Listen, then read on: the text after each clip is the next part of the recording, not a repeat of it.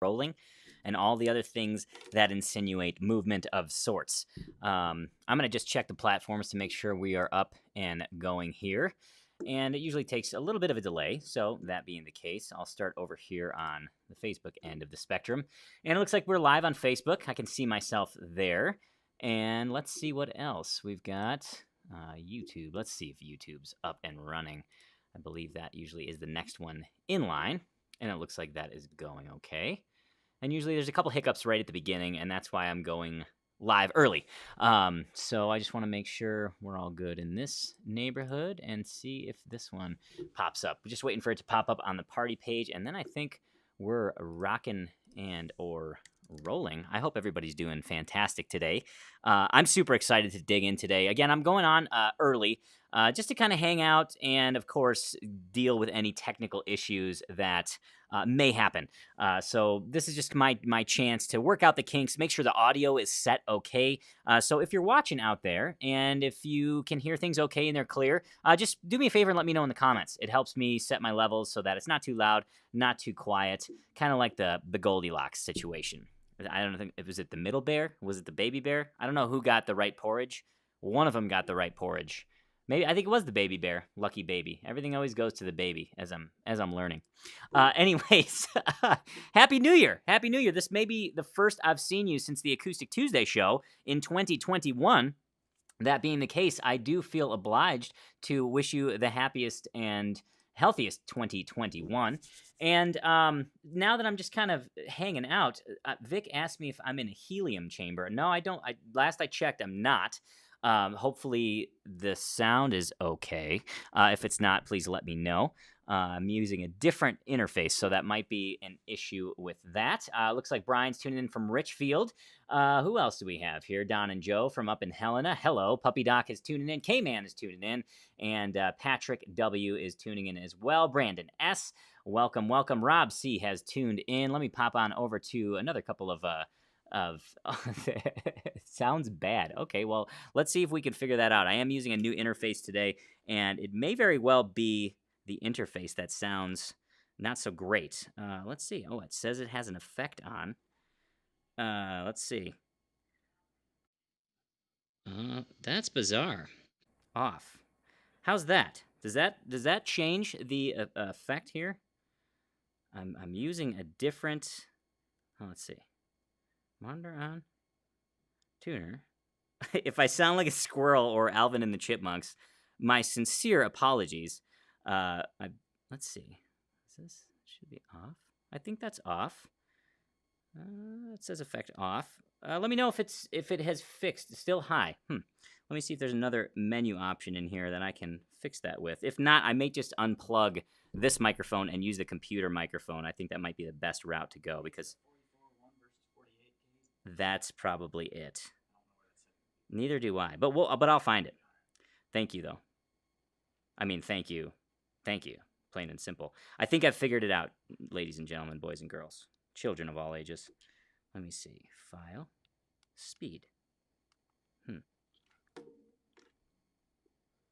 Hang in there with me. Hang in there with me. I'm going to actually turn this off for one moment and see if I can't actually get the setting if I turn it off. Probably be a little bit better, maybe a little hot, but I just went ahead and did a different microphone. So hopefully that helps. Let me revamp this little guy here. I'm using one of these old Zooms. We have a new one, and we're using it for something else right now. So we'll see what happens. I'm turning it off. I'm going to do the old classic restart mode. Let's see if that works. All right. Well, like I said, Happy New Year, everybody. I'm super pumped that you are here and tuned in with me. Let me go ahead and do this setting and see if that clears up the signal a little bit. I am hardwired, so the signal should be clear. Let's see. Hopefully that has cleaned things up a little bit. Let's see. We got audio stuff going on. We got all sorts of fun stuff happening. All right. Let's see. What do we have here? Frequency. I think I figured it out. Let's see. Okay.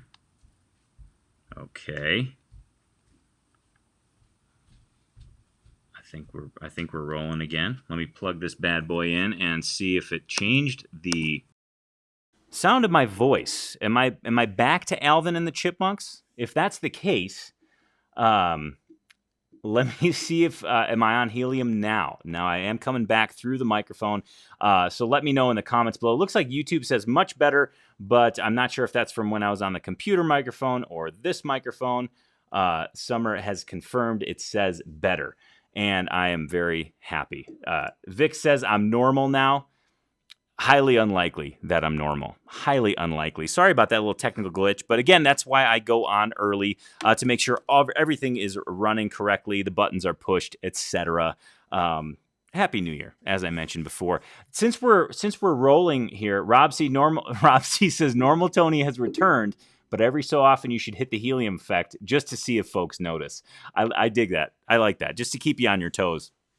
I'm really excited for today's live workshop. I'm really excited to dig into your 90-day goal specifically, but we've got about 13 minutes, and let's go ahead and use this time to do kind of an Ask Me Anything.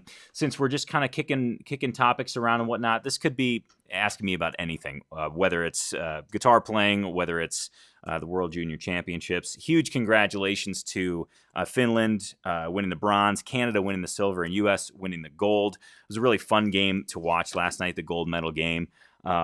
Really just cool to see future NHLers compete at that level. So awesome. I know this isn't a hockey show, but it was super, super awesome to watch because I've been a little bit hockey starved because, NHL season doesn't really start until next week, January 13th. So I'm excited. Hawks play Tampa, so we'll see how that goes. I'm not looking to. I don't have too high of hopes for the Blackhawks this season, but it's a rebuilding year. What can I say? Mark Steven asks, this is a really cool question over here on the Facebook end of things. Mark Steven asks, what's the key to memorizing scales?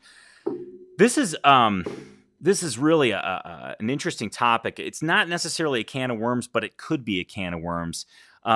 There's really a couple different approaches, and it depends on what you want to memorize. And I say this because I think if you look at scales en masse, there are thousands of different scales you could potentially memorize. There are thousands of different shapes you could potentially memorize. But I would encourage you not to do that. My recommendation is to always memorize the most potent thing that is the most universal that you can apply to any situation.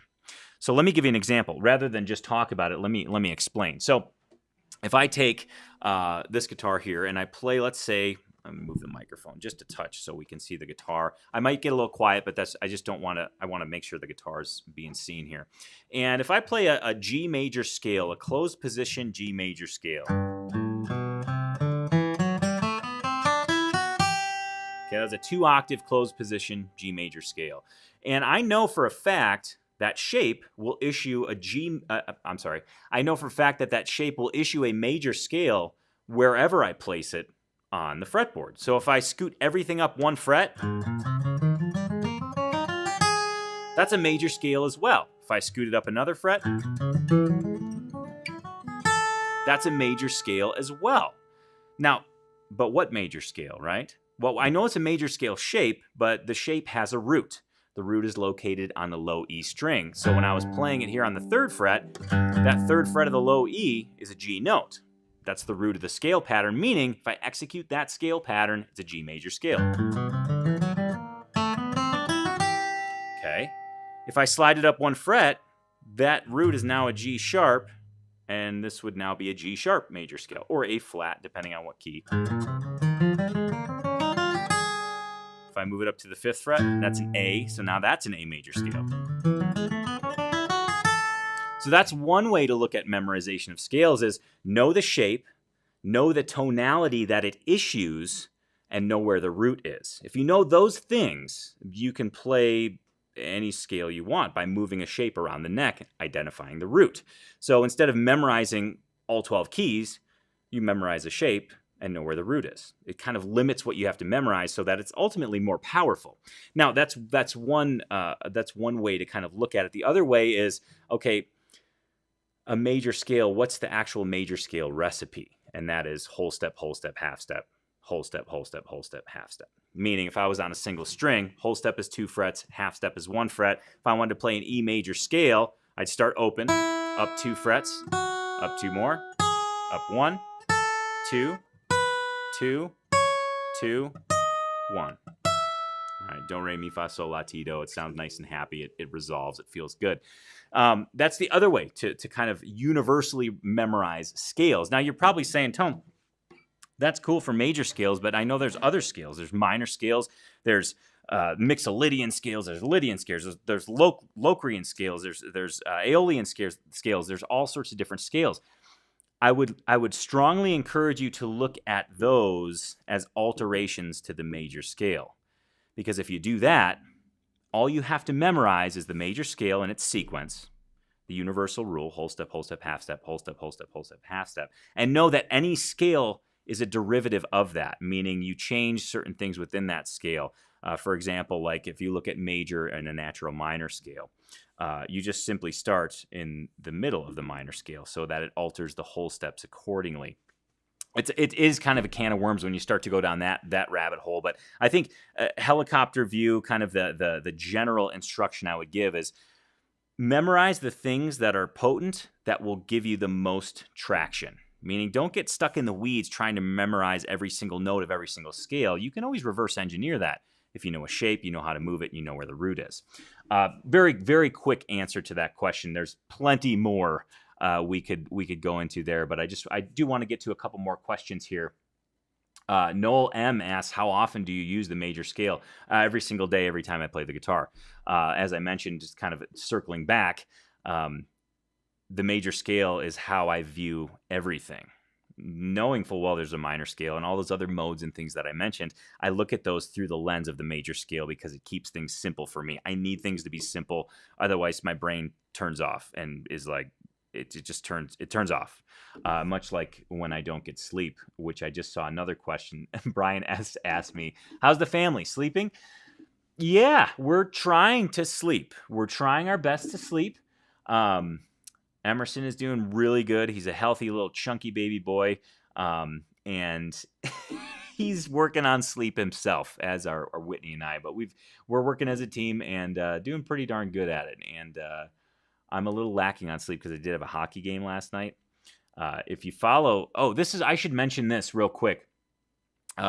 If you follow tack.guitar on Instagram, you're going to get a little bit of insight into my personal practice routine. I follow the same exact method that I teach on Tony's Acoustic Challenge, and that I follow the same goal-setting principles that I'm going to teach you on today's very workshop. And it's cool to, well, I guess I think it's cool. You can judge for yourself. I'm just kind of posting weekly videos where I kind of detail what I'm practicing. They're not super long. They're like a minute or less. And if you want to follow Tack on Instagram, do so. It's tac.guitar. And the reason I bring that up is because I wasn't going to play guitar at all last night because I had to get my skates sharpened. I had to put Emerson to bed. Then I had to go to the rink. But I got home from the rink and I thought, I'll just dink around a little bit. I want to get my 10 minutes in. So it was 11:30, close to midnight, and I had unpacked my hockey bag, and I'm like, you know what? I'm just gonna dink around for 10 minutes. And it turned out to be a great playing session. And I came up with some really cool cross-picking stuff, ways to kind of enter a lick, and that wouldn't have happened if I wouldn't have got my 10 minutes in. So, long story short, if you're interested, please follow tack.guitar on Instagram. It's a really I've been having a lot of fun with it. I'm kind of new to the whole Instagram thing, so I know I'm late to the party. It's kind of like old news, but I'm enjoying it. And if you're a guitar geek, I think you'll enjoy it too. Let's see. I want to say hi to some more folks. There are so many people tuning in. It's really cool to see. David, I want to say hi to David. Scott S. from Minnesota. Undine K. Hopefully I said that right. Undine, maybe it's Undine. She's tuning in from Munich. Brian S. Of course. Lee, Nolan R. Larry S. Paul J. Patrick F. Beatrice. Ron E. Martin O. SoCal Ian is in the house. Ernesto is here. Larry MC is here. William S. John L. 49. Rob C. It's so great to see everybody. Jeff from Colorado is here. Dave W. Christopher H. The list goes on and on. Thank you guys so much for tuning in. Let's see over here on the YouTube side. Susan M. from London, Lee W. from Saskatchewan, and we have Ghost Boy tuning in. We've got Standby 2712. It's always hard to switch from regular names to actual screen names. RR Stout, Gene W. We've got just Dan S. is over there. Stuart S. is over there. So great to see everybody there. And then on the Facebook end of things, we've got Vid J, Paul A. Some really great stuff. So thanks, everybody, for tuning in, taking time out of your day. Like I said, we're going to dig into a 90-day goal-setting workshop here in about 3 or so minutes. Now, for those of you that are on the party page, you're going to notice two buttons at the top. One is a 90-day goal-setting worksheet.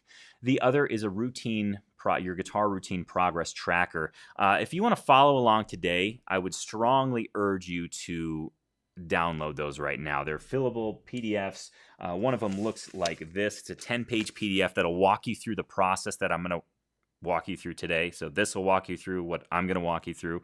And then this progress tracker, which I'll be explaining how to use during today's 90-day goal setting workshop. For those of you on the Facebook and YouTube end of things, there should be a link popping up in there at some point today where you can download those as well.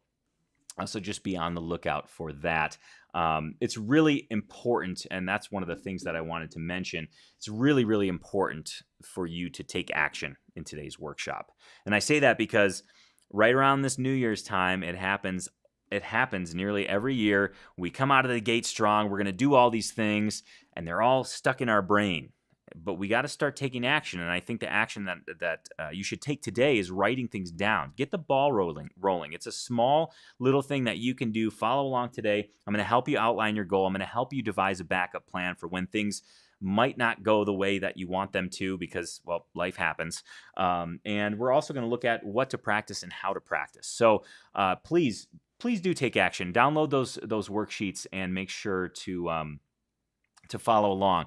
And, I like to do it the old pen and paper way, but if you're more of a typer, please go ahead and do that. Once you download those, you'll be able to fill them out. They're all fillable, which is really nice because you can print them out, put them in your guitar case, or even just save them on your desktop.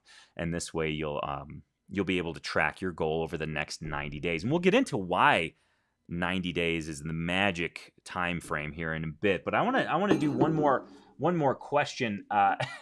It's so funny. Whenever I look at my computer, little things catch my eye. And Sherpa Dave, hello to you. He says this. He says, "Good day, my fellow tackers, tackites, tackaronis."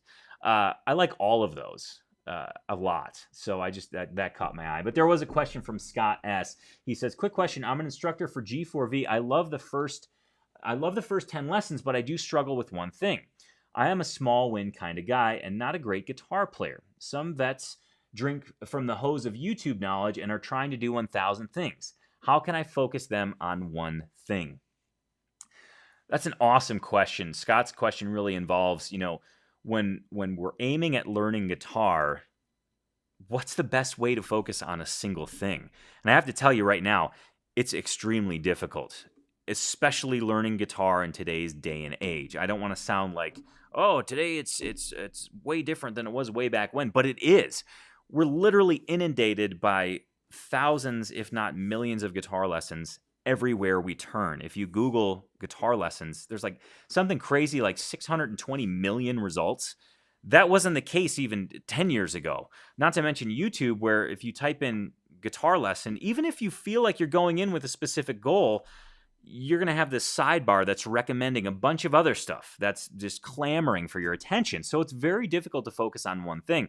So Scott, one of the things, in fact, today's workshop will really benefit you, Scott, and I would urge you to please, any of the materials that you're using today or that you're downloading today, i.e. the 90-day guitar routine follow along workbook or the progress tracker, please use those for the Guitars for Vets students.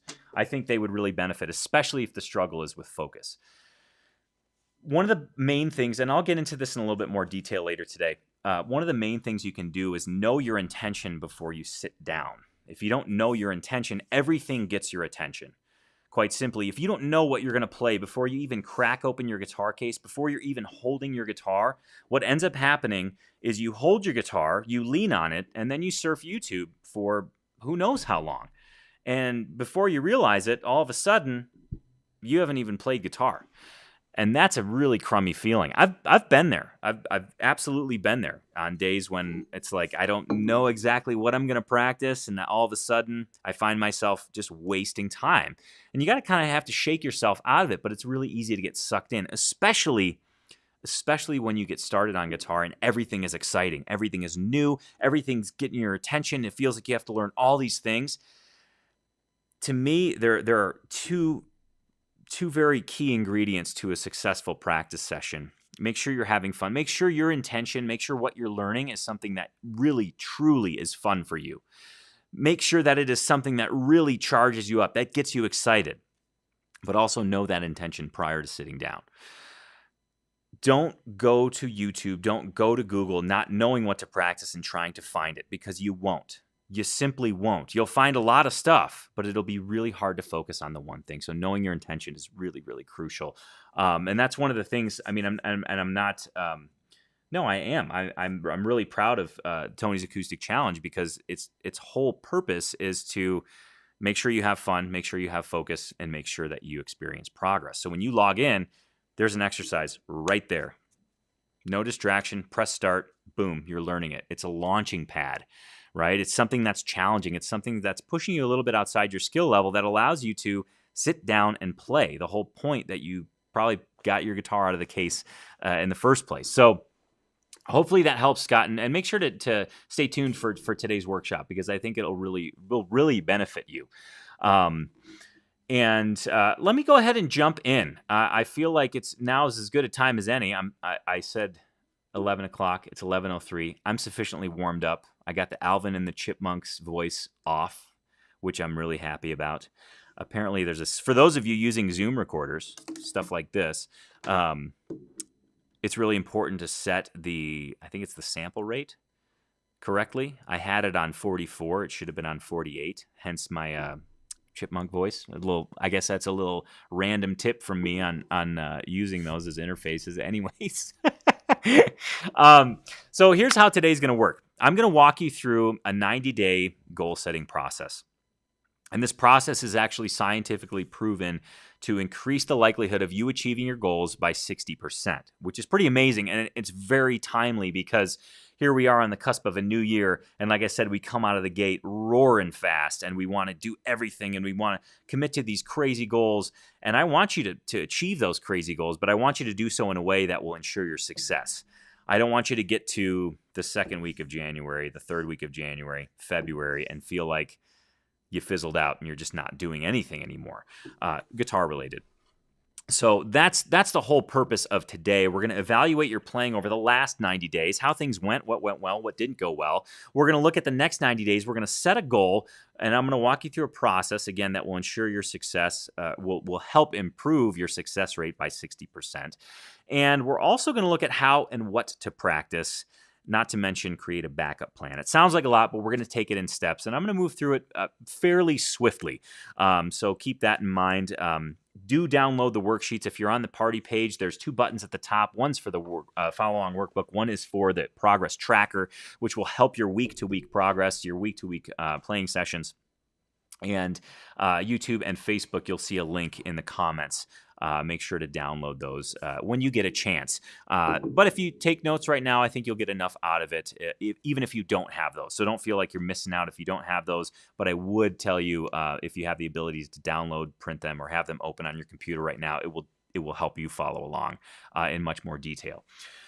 So that being the case, here's how it's going to work. I'm going to kick it off with a workshop. As I mentioned, I will take your questions, and I want to keep those focused around your goals, how you're setting those goals, and maybe problems you even have in setting those goals. It's okay to say, you know what, I want to set this goal. I want to achieve this. How do I do it? Tony, give me some help here. We're going to be talking about breaking things into milestones and whatnot, and usually that's where people start to run into some issues. So if you have questions at any point today in regard to your goal setting, your practice routine, your your backup plan, whatever we go over. If you have a question in the comments, please put hashtag question. That will help notify me, us, because I have a team here that is helping field questions, rather kick questions over to me, because the comments sometimes go so fast it's really difficult for me to keep up. So we collect those questions. So to make sure that your question gets seen in the comments, put hashtag question. That will help me identify your question. And then once we dedicate a portion of today's show, in fact, I've got two sections that will dedicate to questions specifically about your routine and things like that. So again, in the comments, hashtag question. And then at the end of this whole thing, I'm going to give away a guitar. Behind me on the dartboard, I don't know if you can see it, but behind me on the dartboard, there's a piece of paper. And on that piece of paper, there are the pictures of everyone who finished December's series of daily challenges. Now, that is a feat in and of itself. So if you're on that piece of paper, you're already a winner, because to maintain a solid playing habit throughout the month of December, a notoriously difficult month to maintain any habit, is phenomenal. So cheers to the folks back there, and one of you lucky folks is going to win a guitar.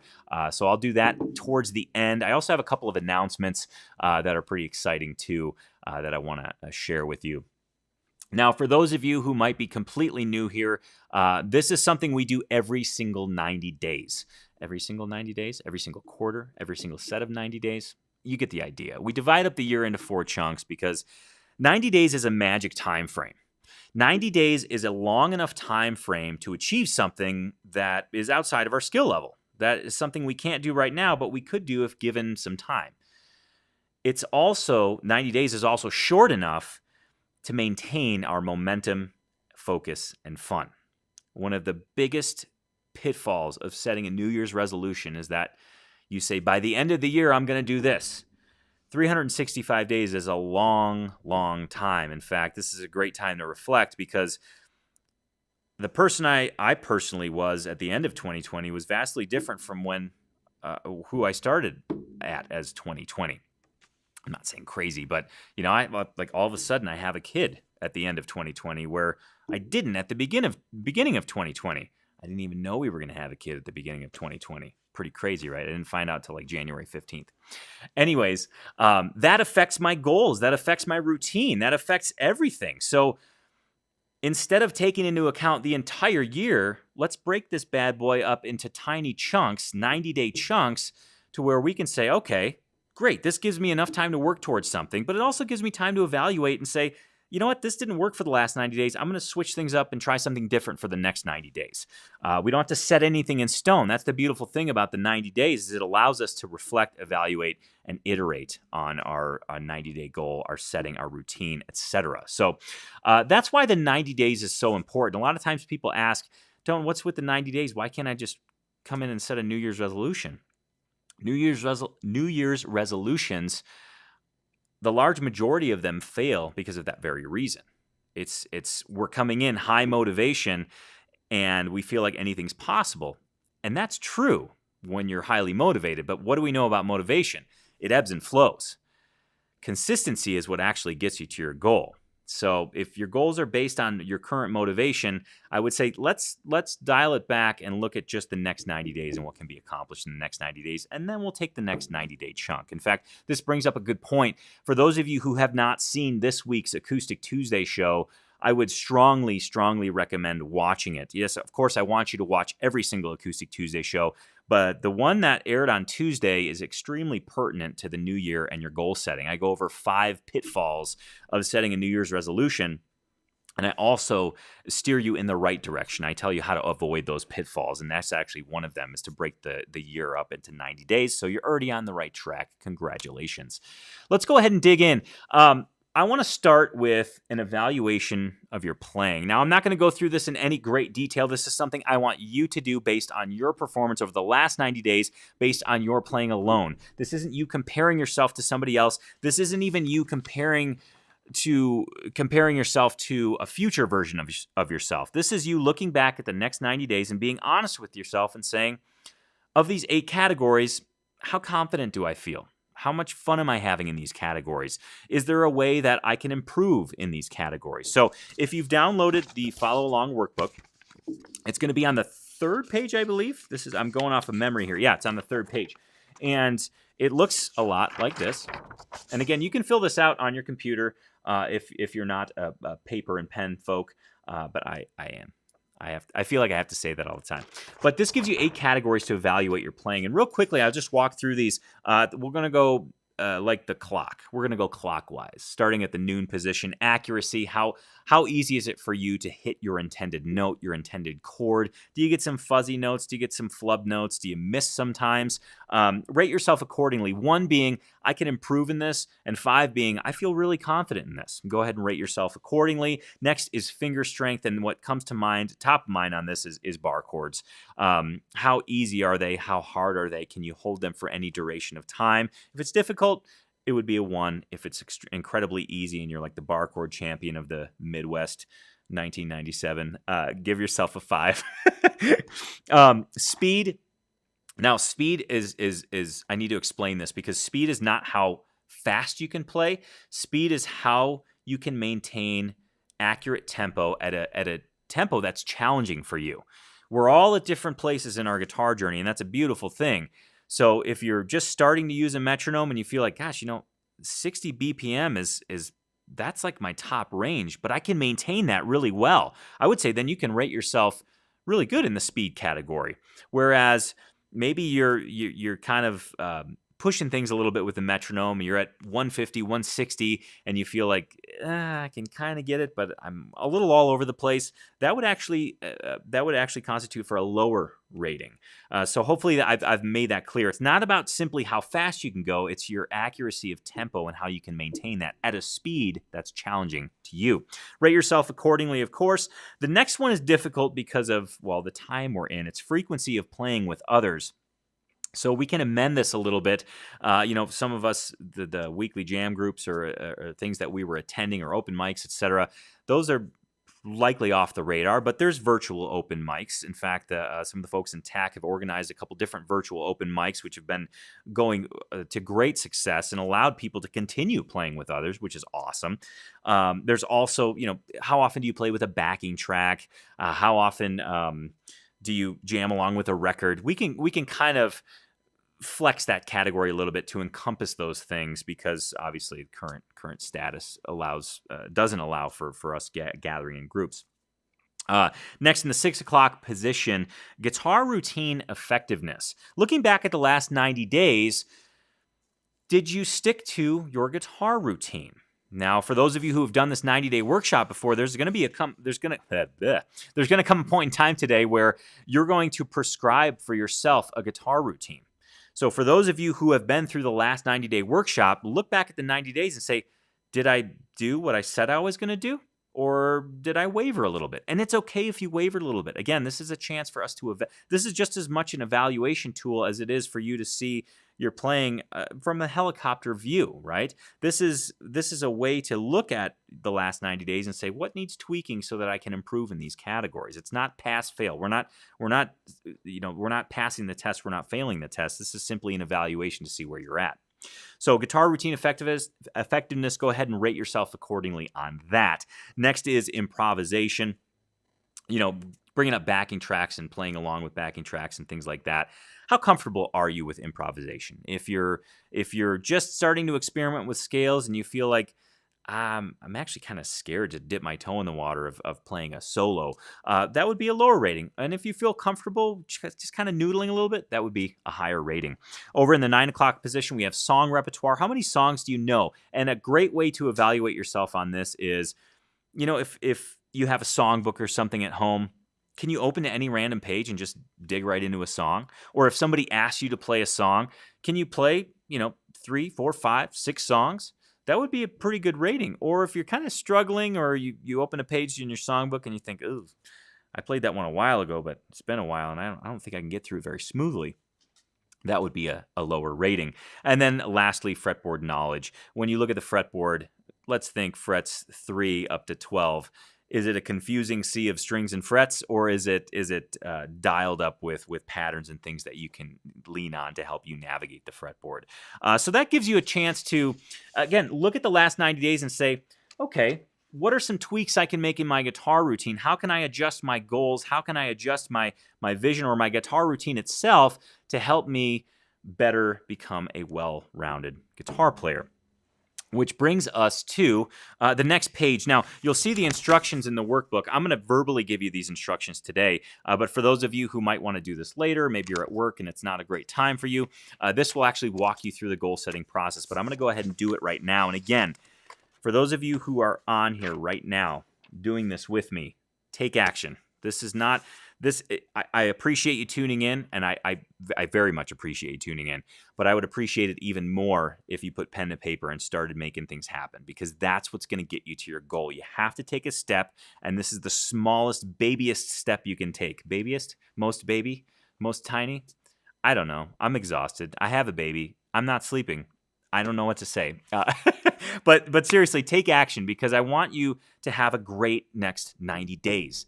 I want you to kick off this year feeling good and feeling successful. It's not about this image of success of a guitar player we hold in this high regard that's way off in the future. You can feel successful right now by setting a goal in the next 90 days and achieving it by going through the process that I'm going to walk you through. So this is what the page looks like. I've written some notes in mine because I'm actually going to share mine with you. In fact, I'm going to take a quick aside here. The last 90 days was for me to go into the studio once a month and record songs. I think I wanted to record 8 songs by year's end, and I did that. And I'll kind of share with you. I'll kind of walk through it real quick. My 90-day goal was to record those songs. My dream guitar scene, my dream scene with this goal was to encapsulate a time frame in which Emerson was just born.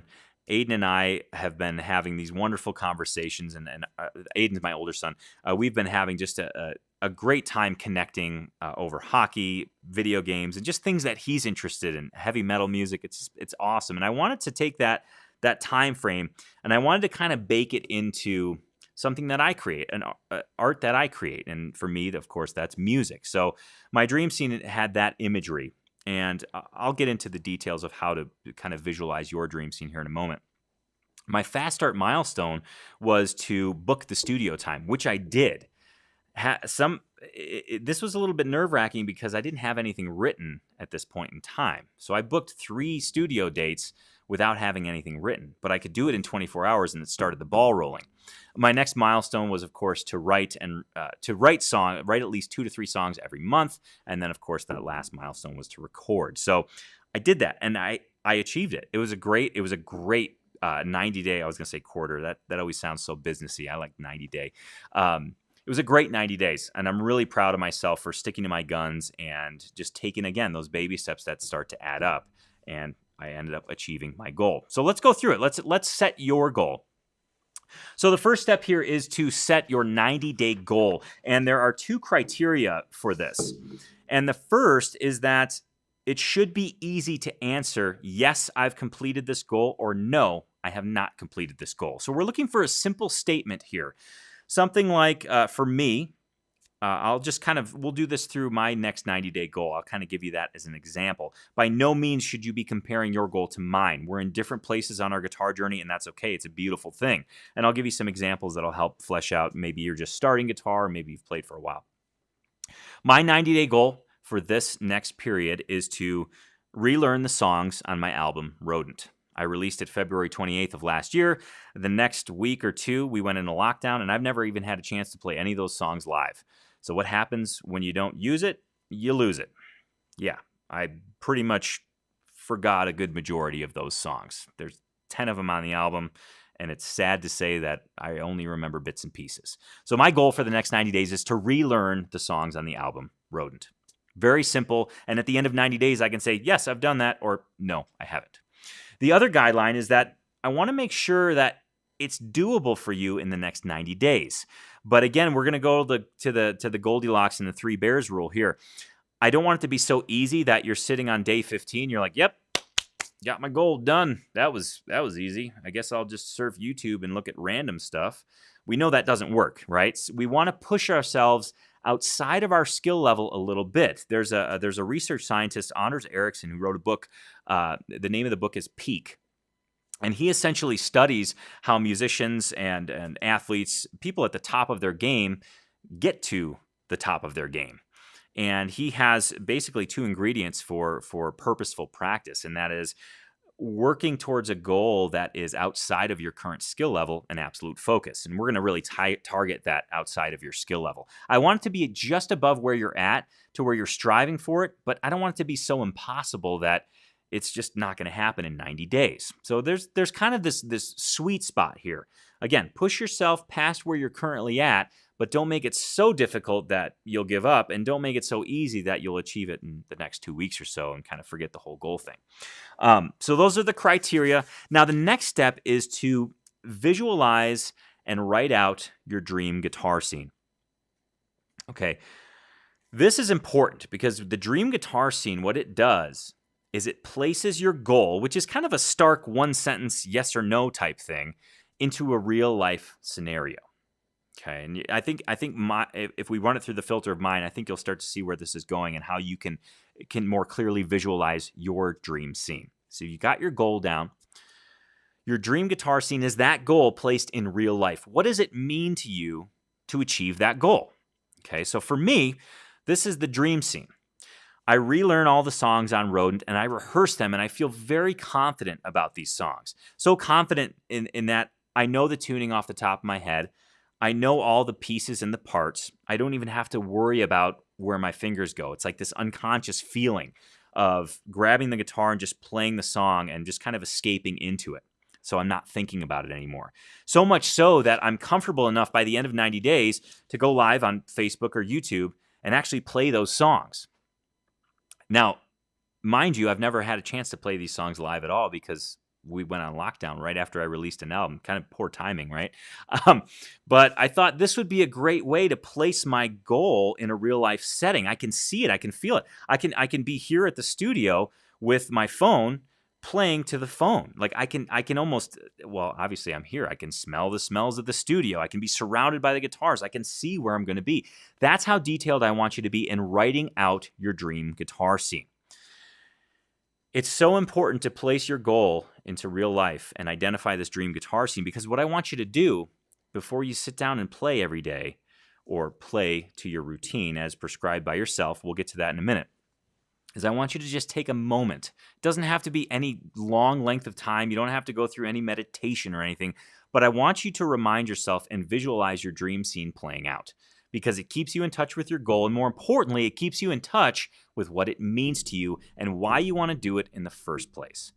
So many times I see guitar players setting goals that don't mean anything to them, so of course they're not going to achieve them, right? If it doesn't mean anything to you, there's no internal drive, there's no spark, there's no fire to get going.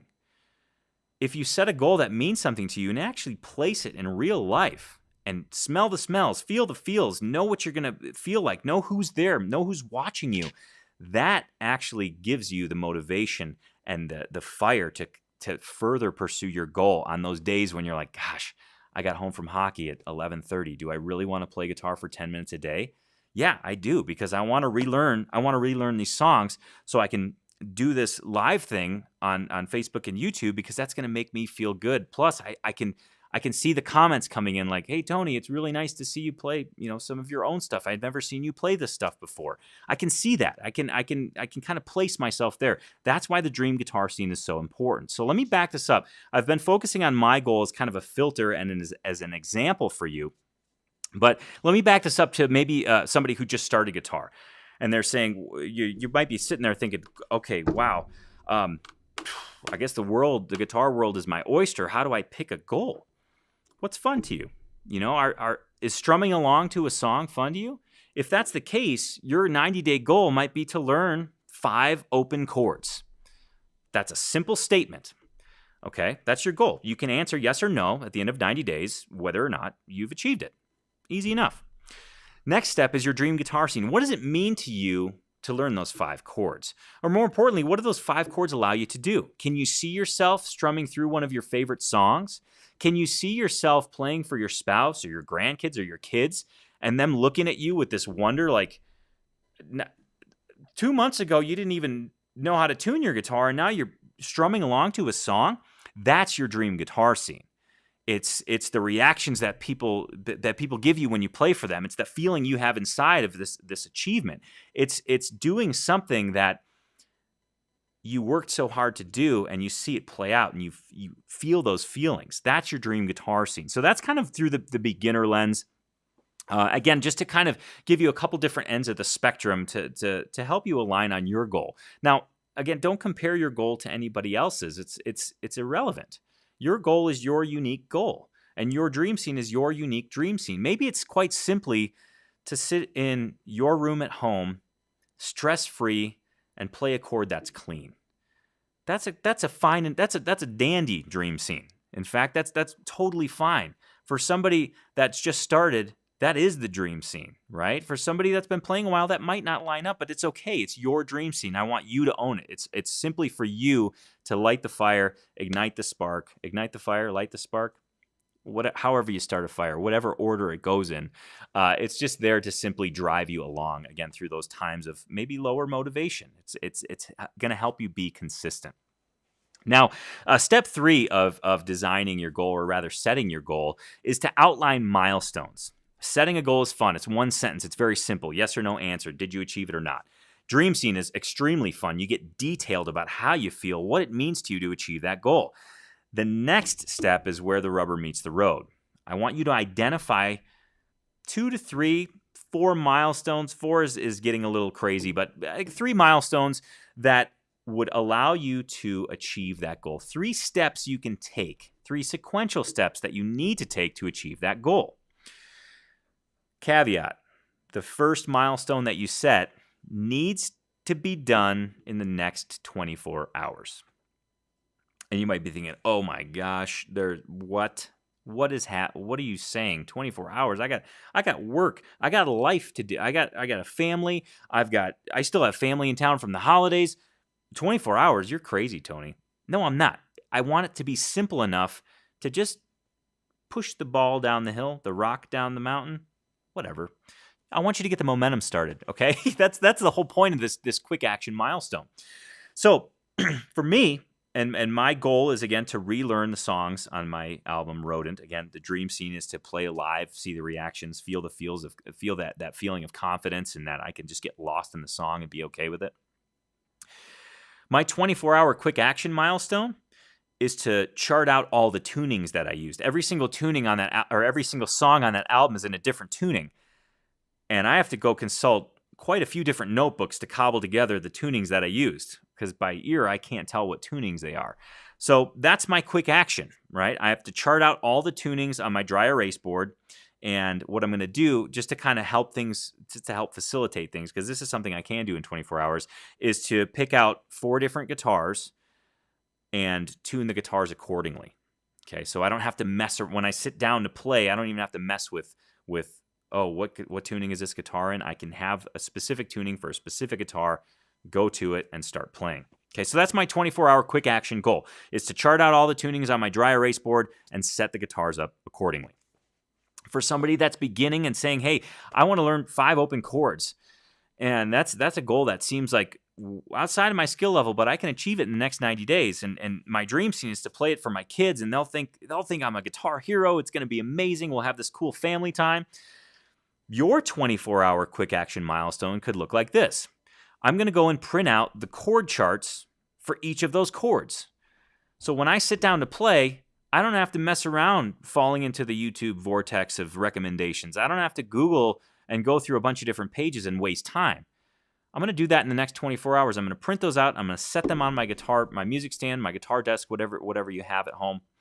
And there, 24 hours, boom, you've already achieved your first milestone. You should celebrate that. That's a huge, huge deal.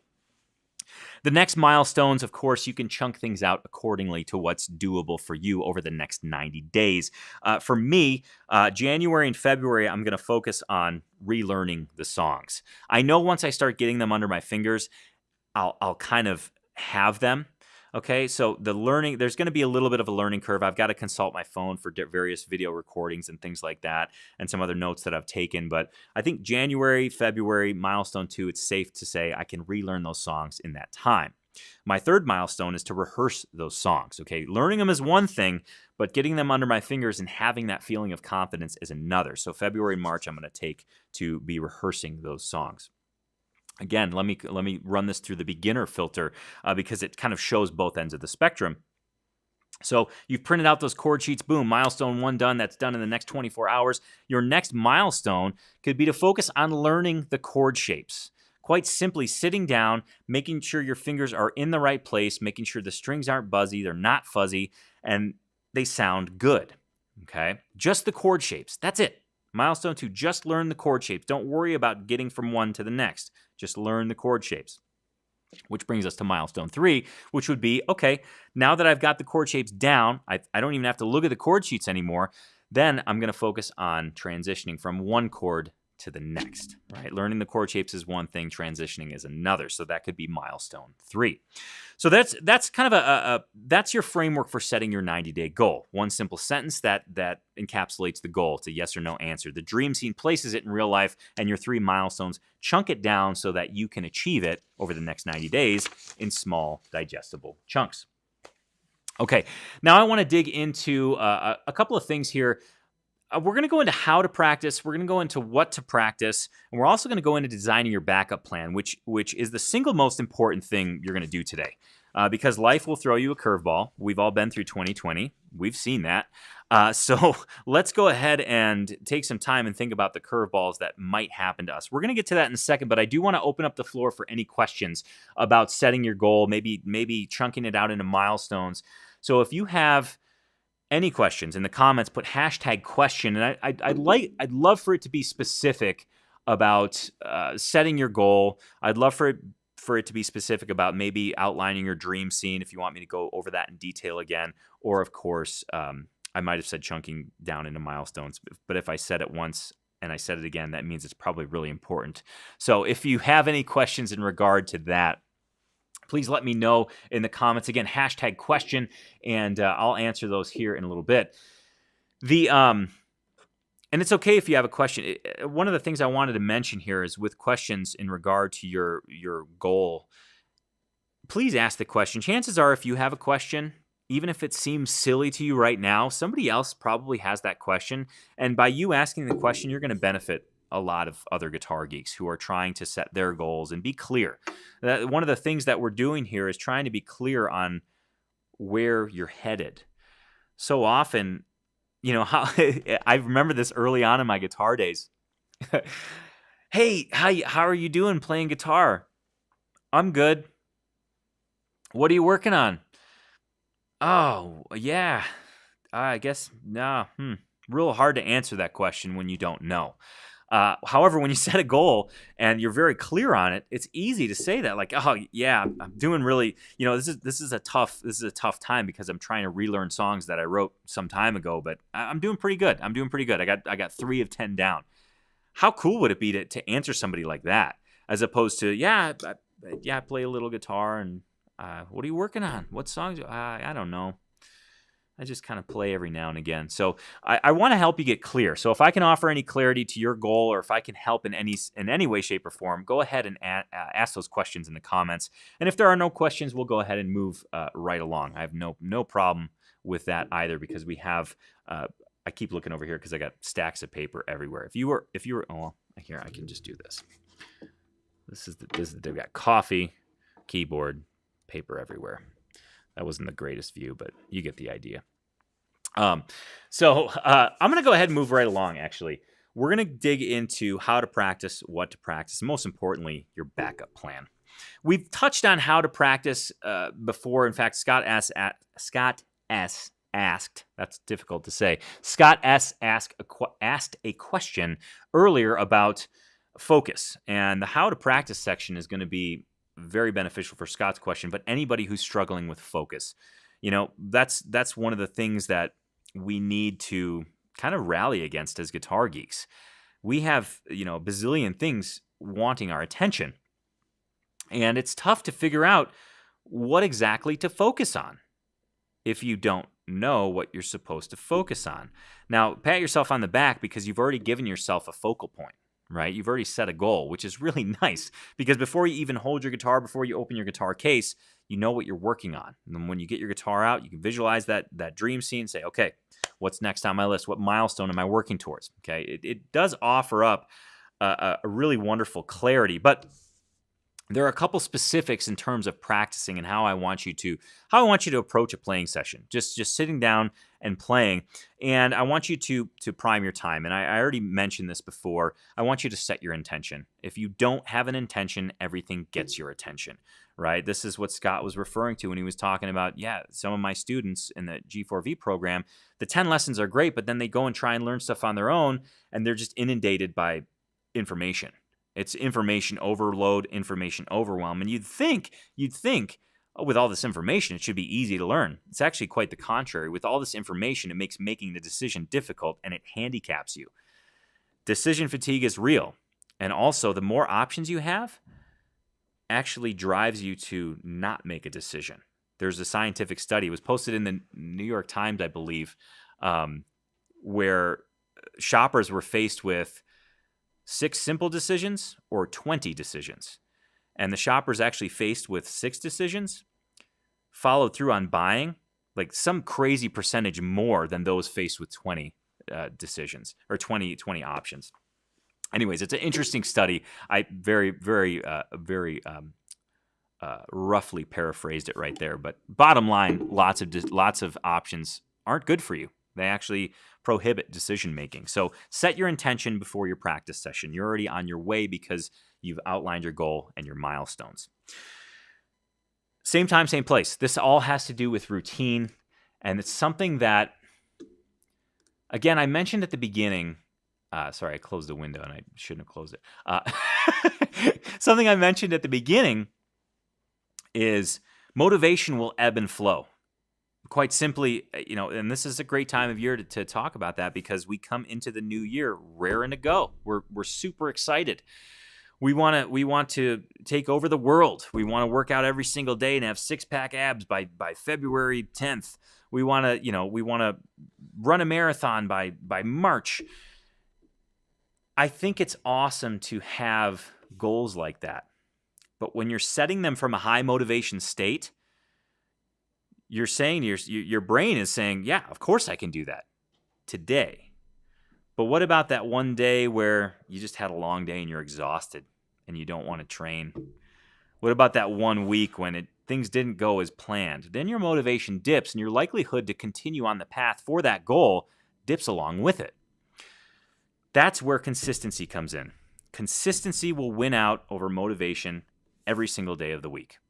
Which is exactly why when I got home from hockey last night, I thought to myself, I can squeeze in 10 minutes of guitar. And I did. And I'm so happy that I did. It was really fun. You can see the post on Instagram. I'm all disheveled because I'm all disgusting from hockey. Too much information. Sorry about that. But seriously, I've bred this consistency into my guitar routine to where if I don't play guitar for a day, it feels weird. Think of not brushing your teeth and showing up to the office or a family get-together or just talking to somebody on the street. That's not a good feeling. You got fuzzy, gross teeth because you're brushing your teeth is so hardwired. It's a routine. It's a habit. It's something you don't even think about. That's what guitar playing has become for me, and that's exactly what I want it to become for you. That's why same time, same place is so very important. If you can make your guitar routine unconscious and something that you just simply do, that consistency will drive you towards your goal, sometimes whether you want to or not. In fact, at the end of 90 days, if you've been consistent, you'll be floored at the progress you've achieved. You will absolutely be floored, and I can guarantee that because I experience it every single 90 days. Some 90-day periods, I'm blown away by the leaps and bounds that I've grown. Other 90-day periods, I've grown, but maybe not at such a crazy rate. Like if we take my last 90 days, we got the holidays. I got to take that into account. There was some interruptions in my routine. That's okay, but I still had progress, which is key. Okay, I don't want that learning curve to just shoot up, fall back down, shoot up, fall back down. I want it to be a nice, consistent learning curve for you because that keeps the fun and enjoyment that, of course, we all want out of guitar. The next step for your practice sessions is I want you to practice with purpose. Now, we've done this. You've set yourself up for wonderful success because you've actually started outlining your goal right now. But I want you to look at this and really think of it as the 10-minute rule, okay? I was going to go into a lot of detail about practicing with purpose, but I've kind of already outlined the importance of the 10-minute rule. If you can commit to playing guitar for a period of 10 minutes, it'll be amazing. You will be floored by the results you get from 10 minutes, and I can guarantee that. It's funny because I post about, all you need is 10 minutes to get better at guitar. And without a doubt, there are people out there that disagree with me, and that's fine because 10 minutes needs to have these crucial ingredients. You need to be focused for 10 minutes. You need to be doing something that pushes you outside of your current skill set, okay? And you need to celebrate what you've done. There's key ingredients in the 10 minutes that will make you better. And I know for a fact you might be doubting me right now, and that's fine, but I can guarantee that 10 minutes a day will make you a better guitar player. That minimum time commitment of 10 minutes a day is something that's doable. It's something that you can do with consistency, and we all know that consistency pushes you towards your goal. I just mentioned that. And you might be thinking, well, I want to practice more than 10 minutes a day.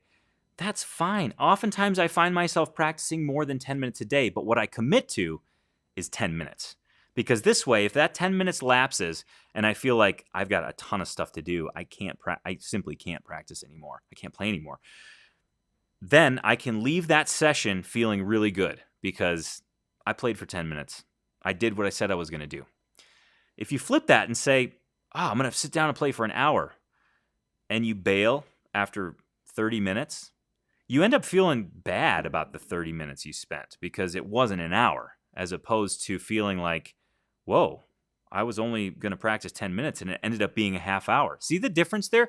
That positivity, I know it feels, it's a subtle shift, but that positivity just supercharges your routine and supercharges the way that you feel about your own playing, and more importantly, drives you to do it more consistently. Okay, so 10 minutes a day.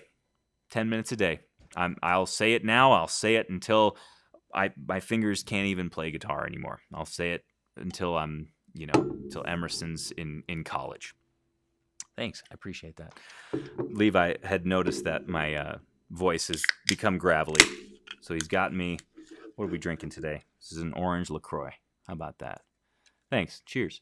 One more thing. Excuse me. One more thing about how to practice. Another key ingredient that I want you to integrate, and you're doing it right now. So a lot of the stuff you're doing right now, I'm walking you through this process, and I want to really kind of shine a light on it because there are going to be times when during this next 90 days when you're like, am I on the right track? What am I doing? This is something you can come back to remind yourself, okay, when I sit down to practice, I need to reflect and evaluate not only what the last 90 days is, which is what we're doing now, or what we already did now, but I need to look back at my practice session and say, what's a small win I can pull from today?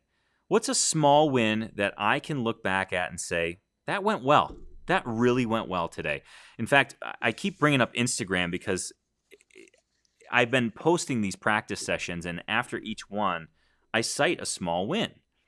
And it's really fun to share this with everyone instead of just keeping it in my own notes, but to be public about it. And one of my small wins was that I was actually able to explain what I was doing.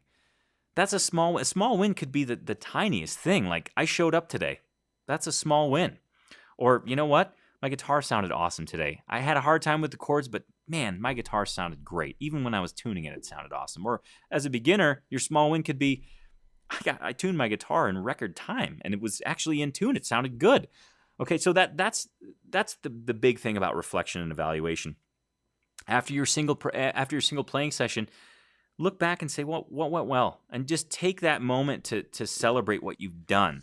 It's really important that we feel good about what we do because that's actually what locks in our habit. That's the strongest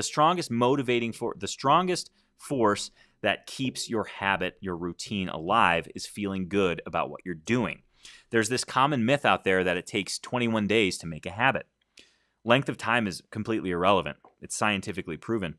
BJ Fogg, the professor, he is a research scientist or professor at Stanford, the Stanford Behavior Lab, and he says the amount of time that you do something is actually irrelevant. It's how you feel about it, and that's actually what locks in your routine. If you feel good about it, you feel successful. If you feel successful, your identity then is something that is someone who is successful, someone who sits down and plays guitar for 10 minutes a day.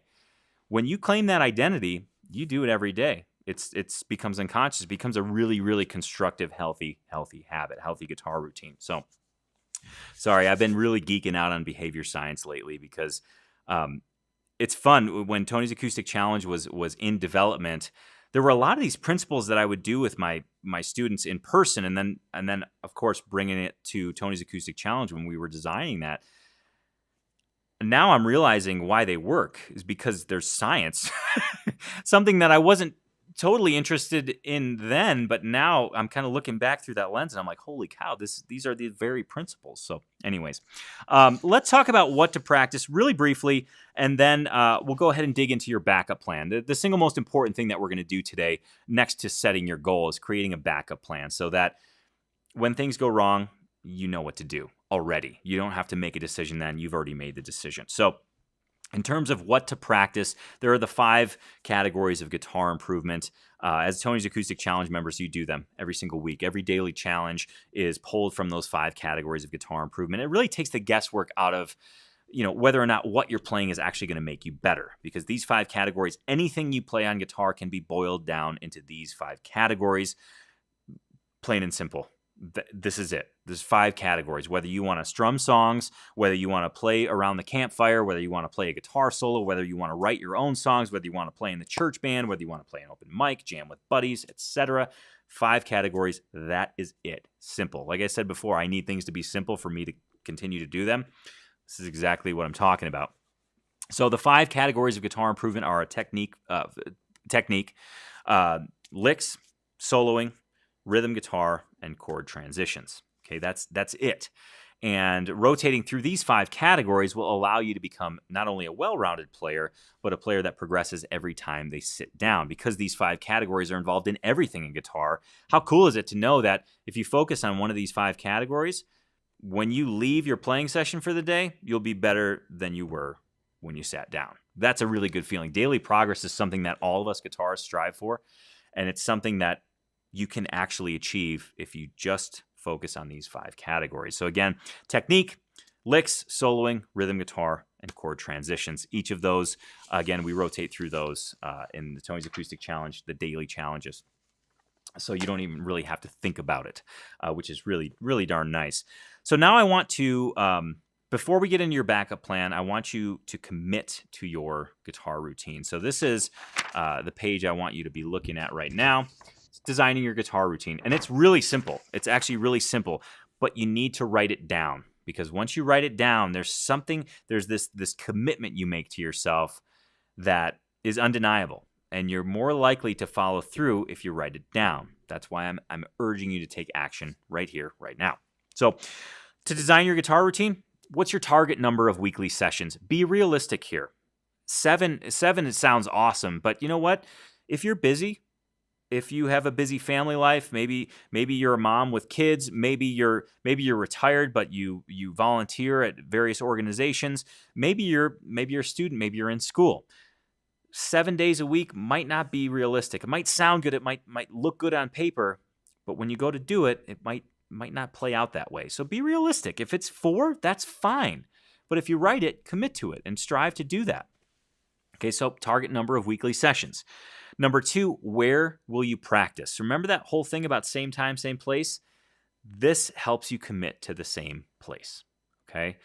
For me, it's my guitar den. I love being in my guitar den. I've got a comfy chair. There's guitars all over the wall. There's records.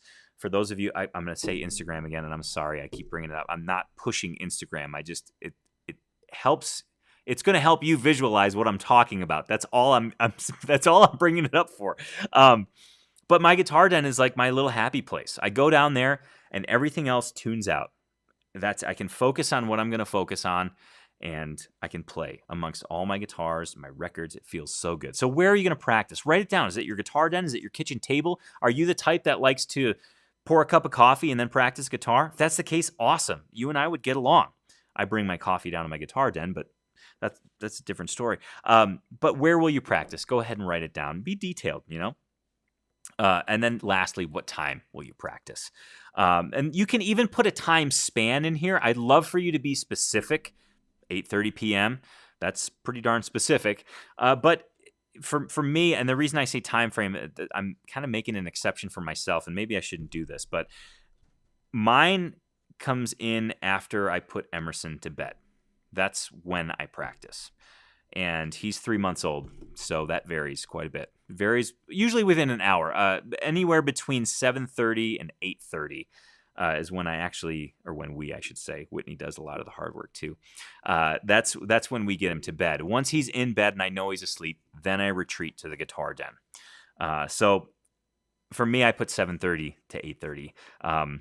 I know that's not a specific time, but that's as specific as I can get now given my life circumstances. And this is, again, something that you'll iterate on. If you find out in the next 90 days that what you wrote down didn't totally jive with your life situation at the time, that's okay. This isn't a pass-fail thing. This isn't I did horrible. I did horrible this last 90 days. You're never going to do horrible. It's about finding what works for you and doing that so that you can bring out the fun and fulfillment that you want out of guitar. And that's what's going to drive your progress. Now, lastly, let's create a backup plan. We all know life throws us curveballs. I've brought up 2020 numerous times. We're now in 2021. I'm never going to mention 2020 again. Period. Never going to happen unless I'm talking about my vision with glasses. 2020 vision, maybe. I don't know. I haven't been to the eye doctor in a while. Anyways, let's design your backup plan. And this is the piece that allows you to increase the chances of you hitting your goal by 60%. 60%. That's crazy. Because a lot of times what happens is we set the goal. We're practicing regularly. Then something happens. And it just throws us for a loop. And all of a sudden we wonder, what happened? What happened to my routine? I don't even know how this happened. You end up 2, 3, 4, a month later, and all of a sudden you're thinking, I was doing so good. What actually happened? Well, a curveball likely happened. And you didn't have a backup plan. If you make the decisions ahead of time, all you then have to do is execute. Now, obviously, we can't account for every little thing happening, but we can account for the logical things that might happen. So I'm looking at this sheet right here. Step number 3, design your backup plan. And what I want you to do is first identify what your number one progress killer is. What gets in your way on a regular basis? And it usually falls into one of 4 categories: overwhelm, distraction, procrastination, or perfectionism. If you can think about your progress being halted, generally speaking, we can trace it back to one of those 4 things. Overwhelm, we've been talking about this a lot today. Scott S. brought it up right at the beginning. And yes, overwhelm is a thing. If you've ever turned on a computer, you are immediately sucked into a vortex of overwhelm. Distraction. Overwhelm and distraction are kind of paired, but overwhelm is that feeling of like, I have so much to learn, I don't know what to focus on, so I'm not going to focus on anything. Distraction is, I think I'm going to learn this. Oh, but what's that shiny object? Oh, cool, a new capo? That's distraction playing out. I've been there, I've done that. That's not my number one progress killer, but I have fallen victim to that before. The next is procrastination. I'll do that tomorrow. That looks hard. I want to do that, but I'll do it tomorrow. And then lastly, perfectionism. I can't get it right, so I'm not going to do it at all. That's me. That's my number one progress killer. It's really difficult for me to overcome that, but I'm working on it. And it really helps to identify it. This way I can call it out when it happens. It helps to name it, because once I name it, I know when it's that the creepy little perfectionism troll is walking on my guitar desk and is like, hey, you can't get it right, so don't do it at all. And I'm like, no, troll, get out of here. I got this. That's not how it goes. That's just me. That's me spending time with a 3-month-old. You're welcome. The next thing is so you've identified your number one progress killer. It's different for everybody, but again, it falls into one of those 4 categories. Next is what other obstacles could get in the way. Maybe there's 2 weeks that lie ahead in the next 90 days that are simply not going to work. You have maybe a big work deadline. Maybe there's a project you're working on. Maybe, I don't know, if you're a woodworker, maybe that's when you're going to be finishing your cabinets. So write that down and take into account that, okay, my routine is going to be stressed during that period of time. And that's okay, but you need to know that it's coming up so it doesn't take you by surprise, okay? So that's what it means for other obstacles. What else could get in the way? It could be, doctor's appointments on the schedule, whatever's on the schedule that could catch you by surprise and throw you off your routine. And then lastly, make a plan. And it needs to follow the format of if blank, then blank. Okay, so for me, this is a good one because my other obstacle is the variability of Emerson's schedule. It's ever changing, which I knew going into this, but now I know how ever changing it is being in the thick of it. So my if then plan is if Emerson's schedule impacts my guitar routine, I use the medication quote. What's the medication quote? If you miss this dose, don't take another dose, just pick it up on your next dose. I think that's how it goes. Basically, don't double up on your medication. If you miss a dose, take a breather, pick it up on your next scheduled dose. That's my if-then plan. Is it ideal? Is it something that, of course I want a perfect, perfectionism, here we go. Of course I want a perfect 90-day streak of practice, but you know what? That's not realistic. So I have to take that into account. So if Emerson's schedule doesn't allow for that, then I'll miss my one dose, but take the next prescribed dose. This way it keeps my eyes on the prize and allows me to kind of not let myself off the hook, but account for real life stuff that could throw me and has thrown me in the past, but I don't want it to throw me now. So again, make that if-then plan. Simply making that if-then plan ensures that when it happens, you know what to do. You don't have to waste time making decisions or thinking about, when am I going to play guitar again? I have this two-week lull in my guitar routine when I have maybe family in town or a project. I know that I'm not going to be able to play guitar. So if that two-week project interferes with my guitar routine, then by X date, when that 2-week project is over, I'm gonna commit to playing guitar for 10 minutes, and I'm gonna play whatever I want to just get me back in the groove. That's another example of an if-then plan. So that is your backup plan. So just as a quick recap, you've identified your goal, and you've gone through that goal setting framework. You've learned how to practice, and you've committed to a practice routine. Now, we're not evaluating that in a pass-fail thing. We're just committing to something, seeing how it works over the next 90 days, and adjusting when we do our next 90-day workshop in January, February, March, April. Sorry, not each of those months, April. And then lastly, you designed a backup plan, meaning if something, if blank hits the fan, now you have a plan. You can fill in blank. So this, again, what you've just done, you need to pat yourself on the back because you've taken action.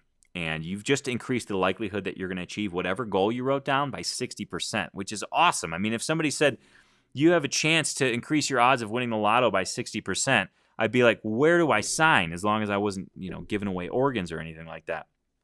But I mean, if it was as simple as what we just walked through to increase my chances of winning the lotto by 60%, I would be putting pen to paper. Yeah. As my mom would say, you bet your bippy. I don't know if that's a derogatory thing or not. I maybe shouldn't have said that. Anyways, I don't think it is if my mom said it. Anyway, so that's the goal setting process. Now, I do want to open up the floor for any questions you may have. There is the guitar progress tracker, which is, remember when I talked about the what to practice, technique, licks, solo, rhythm guitar, and chord transitions? This is how it plays out over the week. Now, I'll kick off the question round with a question that I get often, and one that is really specific to Tony's Acoustic Challenge members, because when you log into Tony's Acoustic Challenge, you have a daily challenge right there. And it's pulled from the 5 categories of guitar improvement. And you might be thinking, but I set this goal. What does that have to do with my goal? Remember what I said about consistency? Sitting down and committing to 10 minutes of playing guitar. That consistency propels you towards your goal. Think of that daily challenge as a launching pad. Spend 10 minutes on it. But then once you have those 10 minutes down, use that as a launching pad for the rest of your guitar playing session. Maybe you want to carve out some time to work towards your goal. Maybe you want to do every daily challenge that week for only 10 minutes, and that's fine. But you've got Saturday and Sunday wide open, and you know what?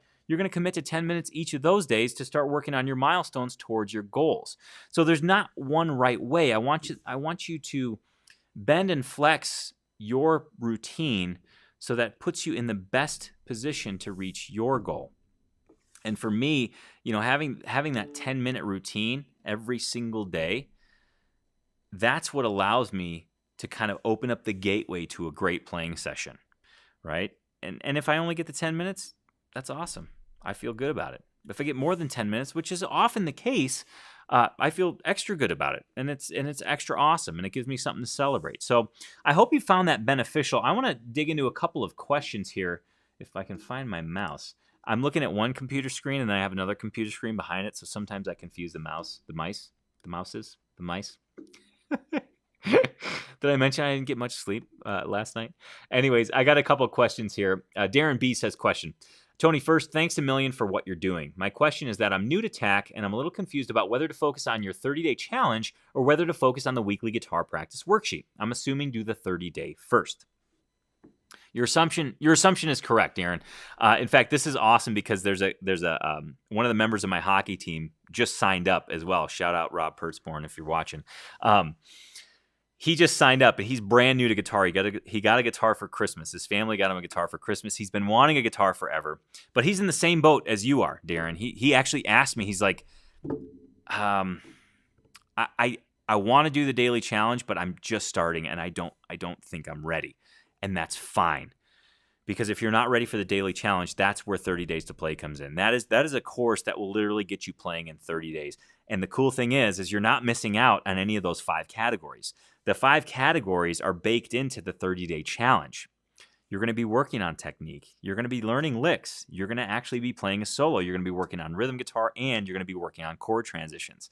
So you can't escape those 5 categories. Like I said before, they're in everything. So those daily challenges will always be there. And you can always dip your toe in that water if you just want to see, gosh, I wonder how I would stack up against today's challenge.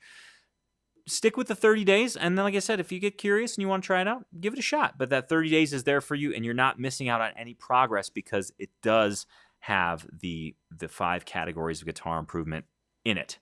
So don't feel like you're missing out or you're going to start behind. You're never behind. You are where you are, and as long as you're having fun, that's going to fuel your progress. Awesome question, Darren, and congratulations on kicking off your guitar journey. I think that's stellar. It's a huge, huge moment with anybody to start trying to do something, to commit to playing an instrument, to commit to doing anything. I remember when I first got back into playing hockey after taking 12 years off, I was terrified. But you know what? The excitement of committing to playing again, that's what actually got me pumped to continue to play, because it was ugly when I first started. Goalie pads had changed. I had to learn a whole new thing. It was ugly. It was ugly. But I'm having a blast now. So anyways, sorry, it's a little bit of a tangent. I feel very tangential today. Andrew asks this question. It's hard to set goals when I don't know what I don't know. Can you guide a beginner on what to do for the next 90 days?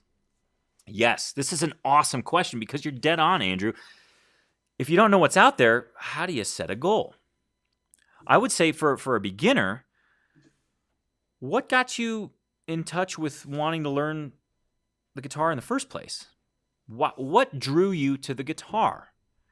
And try your best to get in touch with that. Was it simply because you wanted to play, you were bored? I beg to differ. I think that might be a surface reason, but there might be something more. And I actually used to do this with my in-person students, and it would happen like this, verbatim, every time. Lesson 1. Why do you want to learn guitar? I thought it would be super fun. That's lesson 1. I didn't know the student. The student didn't know me. That was the kind of the stock answer. And that's okay. I would give the stock answer too. I remember when I was trying to learn violin. Stock answer. I thought it would be fun. My violin career didn't last very long. I had enough stuff going on. Anyways, a couple weeks later. So why do you want to learn guitar? Same student, right? Because you want to check in, because you know that it's cool is just simply on the surface. Oh, well, a lot of high school students, there's this talent show coming up, and I think it'd be really cool to play a song. Okay, Cool. That now we're getting somewhere, right? So we're getting in touch with the reason why they wanted to learn to play. Yes, it's cool. I'm not going to argue that fact. So they want to do a talent show. Cool. Well, it turns out their buddy plays guitar, and they really just want to play guitar with their best friend. That's what would happen on the third answer, or the third time I would ask the question. That would be the answer. So all of a sudden, we start unfolding this, and it's really more about connection in that student's case. Paul, I know you're out there and you're a hell of a guitar player. Way to stick with it. Anyways, I'm just kind of remembering some of these stories. But I would say for a beginner, it's really crucial to get in touch with why you wanted to pick up the guitar in the first place, because chances are there's something in there that would drive you towards a goal. Okay. Now, I do understand you don't know what you don't know, and you might stumble on things. So one of the cool things about this goal-setting process is in 90 days, if you didn't achieve your goal, you haven't failed. You simply discovered more information. It's like you're on a fact-finding mission. And if you didn't know what you didn't know at the start, but you found out some stuff along the way, isn't that a win? Isn't that cool how that works? A lot of times you can get to the end and say, oh, I didn't achieve my goal, and failure. I have some sound effects here, but I don't think I have an Let me see. No, I don't have a negative. Maybe it would sound like this. So I got to the end of 90 days, and I didn't achieve my goal. That's not the noise we're looking for. I get to 90 days, I didn't achieve my goal, but I learned all of this amazing stuff. That's the noise we want.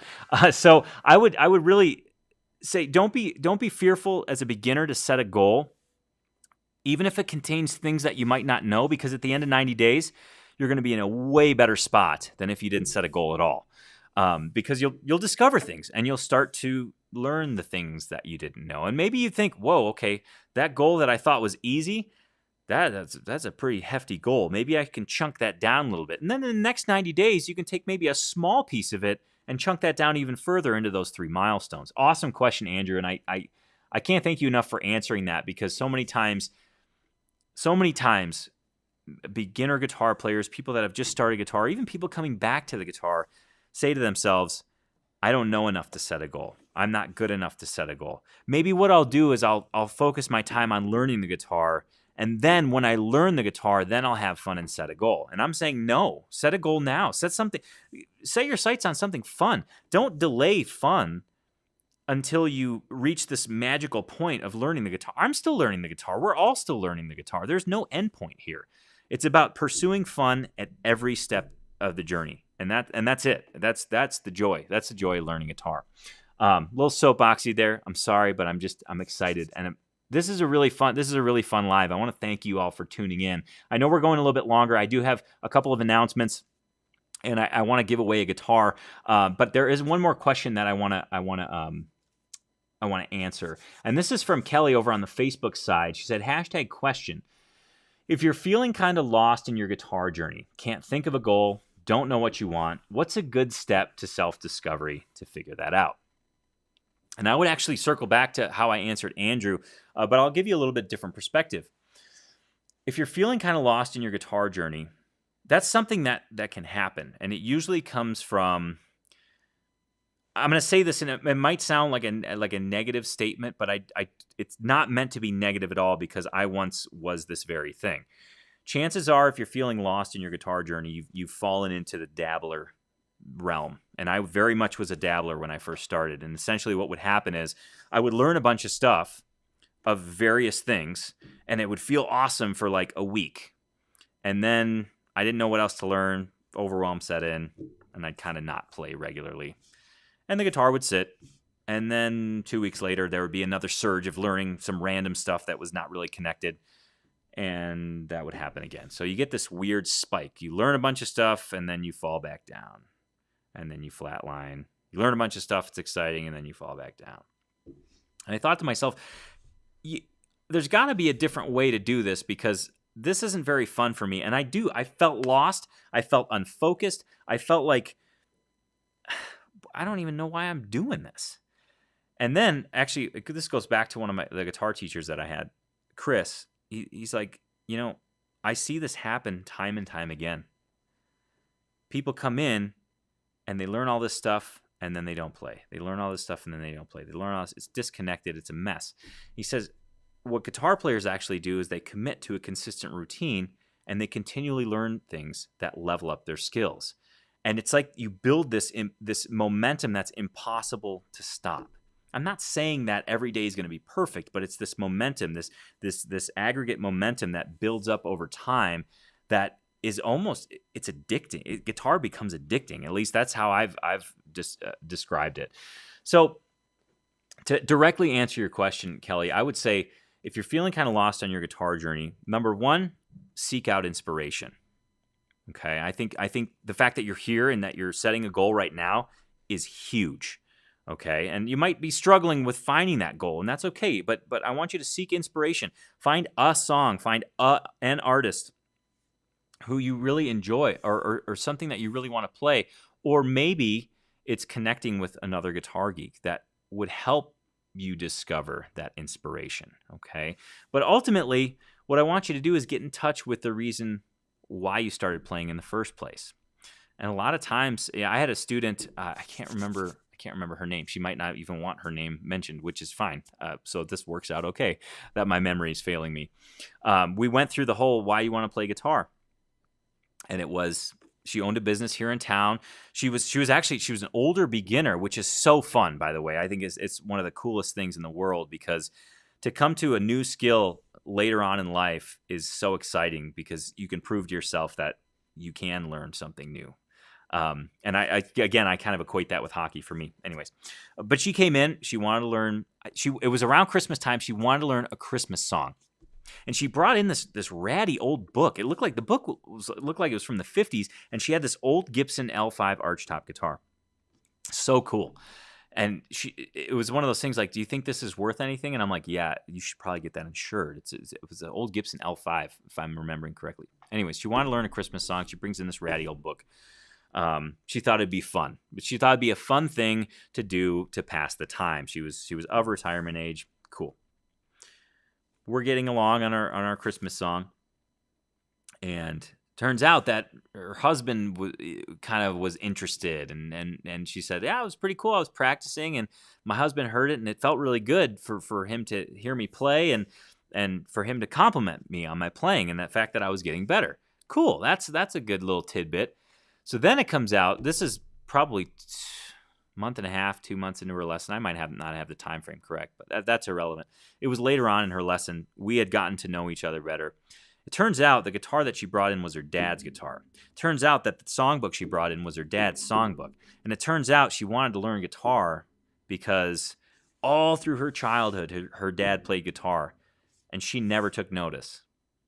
And now her dad had passed away, and she thought, what's a great way to honor my dad? And it was to, of course, pick up his instrument and learn how to play it. And I thought, man, if we would have had that at the beginning, we would have supercharged this thing. But sometimes it takes some time to discover that. So Kelly, I think for you, it would be important to get in touch with that reason why you play guitar in the first place. Maybe it's just simply to feel confident and have fun. Maybe it's to play for kids or grandkids or something like that. Whatever the case may be, get in touch with that and see if you can align that feeling with a goal that you want to strive for. Great question, and I hope that helps. Sometimes it's really difficult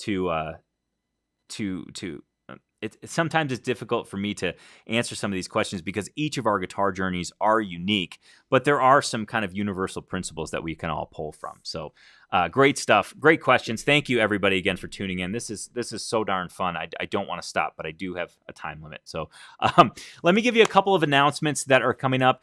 For those of you who were on the last live party, thanks for tuning in again. But for those of you who weren't, I hope you've heard, and if you haven't, maybe you're hearing it first.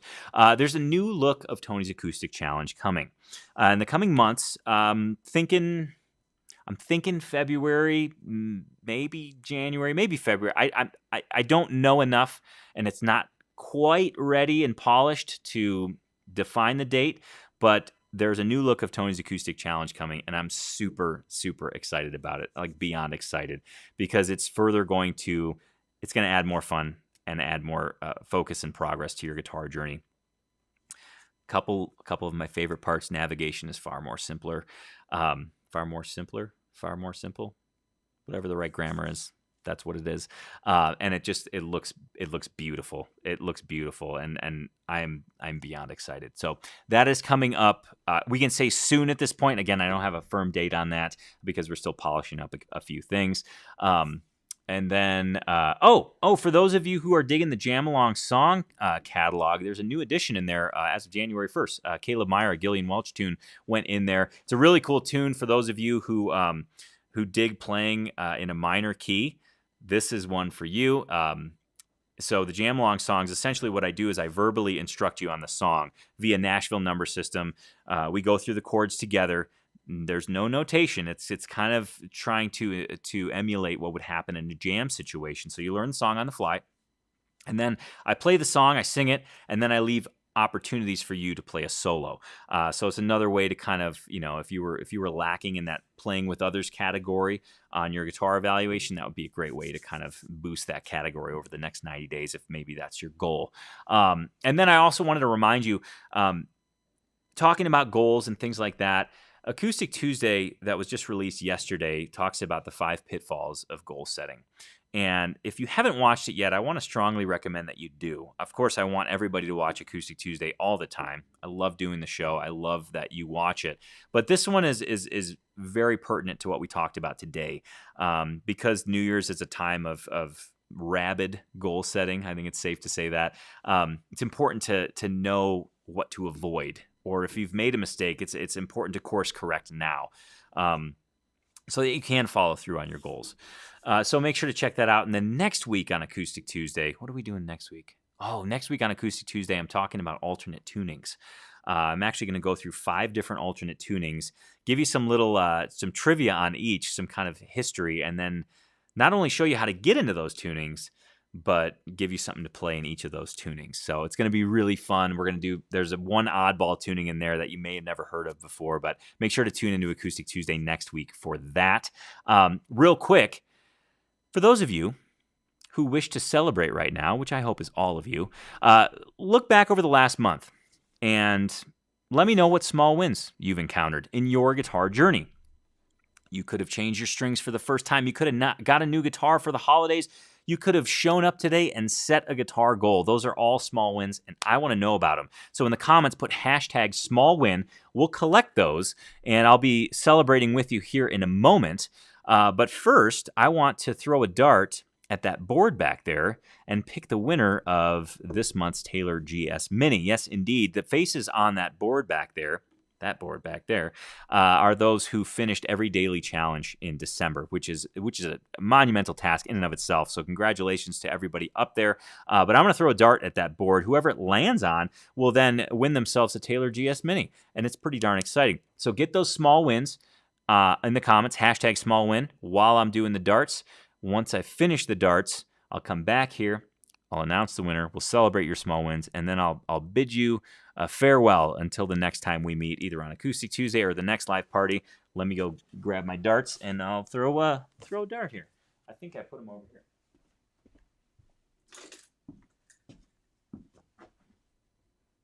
Usually my aim's pretty good. Oh, it is pretty good. Oh, that person doesn't have a profile picture. That's sad for them. They could have won a free guitar. That's the spot.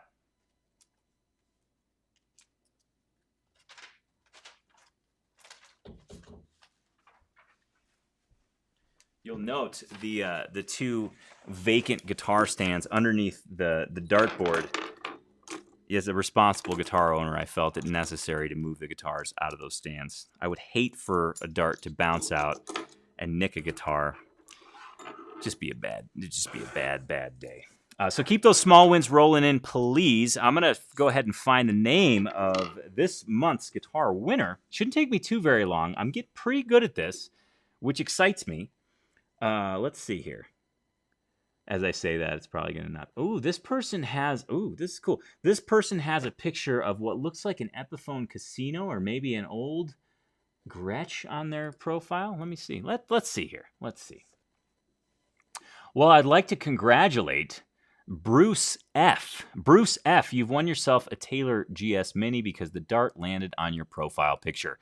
Congratulations, Bruce F. We'll get that shipped directly to you, and that will be that's a little post-holiday gift from all of us here at Tony's Acoustic Challenge to you. And ultimately, the best gift you can give yourself is committing to an awesome guitar routine. Because remember, consistency fuels your progress. Consistency gets you towards that goal. Consistency allows you to have fun, and ultimately that focus does fuel your progress. So congratulations, Bruce F. I want to dig through a couple of small wins here. And, these small wins, just a little bit of background on these small wins. Small wins, first of all, feel good. It feels good to celebrate, right? And I mentioned before today, habits, routines are tied to feeling good. If something makes us feel good, we're going to keep doing it, right? It's not about how much time you commit to a routine. It's about how it makes you feel. So these small wins, yeah, it feels good to celebrate. And it actually also allows you to lock in your routine because, again, we do what feels good. We consistently do what feels good. Also, these small wins actually inspire your fellow guitar geeks to seek out small wins in their own guitar journey. So it's this ever evolving, this perpetual momentum that we're building, this perpetual positivity. So here we go with some small wins. Jack A says, I adjusted my truss rod correctly for the first time, which is awesome. That's a very empowering feeling to start to work on your own guitar and do so correctly. And when you do something and it works, it feels good. When it feels good, you do it more. Awesome job, Jack. Richard L. says, small win. All my instruments are mounted on my wall. New Guitarsenal pick coming soon. I cannot wait to see that Guitarsenal picture. A lot of those Guitarsenal pictures have been coming through the Acoustic Tuesday show. It's been so cool to see everybody's collections.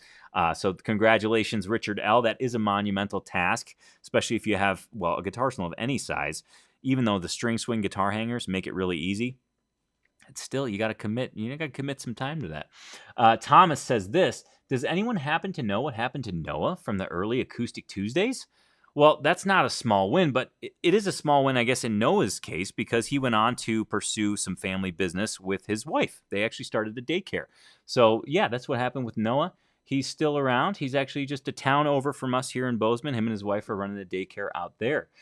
Scott says, small win. I joined TAC at the start of January 2021, and I'm enjoying the 10 minutes a day. Welcome aboard, Scott. I'm so happy that you've committed to a routine, and hopefully this goal-setting workshop really did help you. I'm so excited to be able to kick off the year with this workshop. This is something, again, we do every 90 days, and each time, even I personally go through it, each time I teach it to you, each time I present it to you, I learn more and I get more benefit out of it. So I can't imagine, I know for a fact it'll benefit you every single 90 days because I feel the benefits. Even going through and writing things myself, I'm like, oh, that's right, I got to do that. I got to get the dry erase board. I got to bring it home, write down those tunings. So anyways, I think it's pretty darn cool. So welcome aboard, Scott. Pauline, small win, showing up. You're darn right, Pauline. I'm pretty glad that you put that small win there because it's important to acknowledge that showing up is extremely important. Consistently showing up, whether it's to a workshop like this or to your 10 minutes a day. So fantastic stuff. SoCal Ian says his small win is that he survived 2020. Indeed, I agree. Everybody here, congratulations on making it through that year. Got another dose of small wins here. Let's see. Judy H., small win. I bought myself a new Taylor 210E Deluxe for Christmas. Congratulations, Judy. New guitar day for you. Hopefully you're enjoying that. Bob Bridges says, small win. My stretching and flexibility has improved. Whether that is pre-workout or finger stretching and flexibility, which I'm assuming it is since we're talking about guitar, I think that's fantastic. That's a really good feeling, not only for being able to reach frets, but injury prevention. It's huge. I take it from somebody who's had major thumb issues on, I wouldn't say major. I've had chronic thumb pain on my fretting hand, and the only thing that has helped is stretching and just being very conscious about warming up my fretting hand prior to playing. So that's awesome, Bob. I'm super happy you found that your stretching and flexibility has improved. Lloyd B., small win. I practice every day in December and figured out the TAC website. Difficult being I'm legally blind, but courses are working great. Man, Lloyd, thanks so much for sharing that, and I'm so glad that you not only figured it out, but had the perseverance to do it. at a handicap. So congratulations, Lloyd. Stuart S. Essex, small win. Have almost completed my first original song, which I've created on my new guitar utilizing my fretboard wizard skills. There's actually like 3 small wins in there. He's almost completed an original song. He's got a new guitar, if I'm reading this correctly, and he went through fretboard wizard. That's a trifecta. We call that a trifecta win, trifecta small win. I wish I had a witty name for that. I don't. Super small win. If you got any good ideas, put them in the comments. I like trifecta, but I can't. I wish it started with an S because I like that alliteration. Anyways, last small win I'll share today from Christine. I was doing my lesson today, and my daughter, who is 9, came over and said, "Mom, was that you? That sounded really good." This is a big change from her plugging her ears when I play. That's awesome on so many levels. Christine, thank you for sharing that. You know, when I know we've gone over. I just want to share this one story because I think it really underscores how good it feels when someone else recognizes your progress or someone else even acknowledges that the noise you're making sounds good. When I first started playing guitar, this was way early on. Think of Tony, strictly metalhead. Acoustic guitar wasn't even in the picture. I had a BC Rich Mockingbird. I wish I still had it, actually. But anyways, I had a BC Rich Mockingbird, and I would actually play in my garage when I learned something, which was rare because I just kind of, again, I dabbled real hard. But I would learn something that was somewhat recognizable, and I'd go in the garage. I'd crank my amp in hopes that somebody may be walking by or the neighbors would hear and just acknowledge that I played guitar or that maybe even I sounded good. So, Christine, that one resonates with me for sure. And I think it resonates with all of us guitar geeks. It's always good to hear feedback from our loved ones, people that we care about, that, hey, that sounded pretty darn good. You're doing awesome. So thanks for sharing that, Christine. And that indeed is a small win. On that note, I do want to end today, but I want to do so with a very hearty thanks. I really appreciate you sharing your time with me today. I really appreciate you digging into something that is seemingly simple, but you have to take the time to do, and that is set your goal, write it down, because you've taken that action today, and that's really going to kind of start the ball rolling for you. And I hope this next 90 days is awesome. But remember, if life happens and you feel like, gosh, I set this goal and I'm not achieving it, or I'm not on track, you haven't failed. We're just going to look at the next 90 days and we're going to adjust. So we want to leverage your life situation and everything you have going on so that you can still achieve this goal. It's all about a fact-finding mission. So we're just kicking it off with 90 days. We're going to look at these 90 days when we do our next 90-day planning workshop in April, and we'll just evaluate and we'll adjust, and we'll either set a new goal or adjust that goal so we can achieve it in the next 90 days. So congratulations to all of you. Thank you again for spending your time with me. I wish you the best rest of the week, the rest of the day, rest of the month, and I hope this next 90 days is absolutely awesome for you. Our next live party, I'm pulling up my calendar right now, it's going to be the first Wednesday in February at 11 a.m. Mountain Time, and that's actually going to be February 3rd, the day after Groundhog Day, whether we know we're going to get more winter or not. So February 3rd at 11 a.m. Mountain Time, that'll be our next live. I look forward to that. I look forward to seeing you there, and thanks so much for being a Guitar Geek. Guitar Geeks Unite, and I'll see you on February 3rd, or on the Acoustic Tuesday show, or on Instagram if you follow us there. Thanks so much, and I'll see you then. Take care.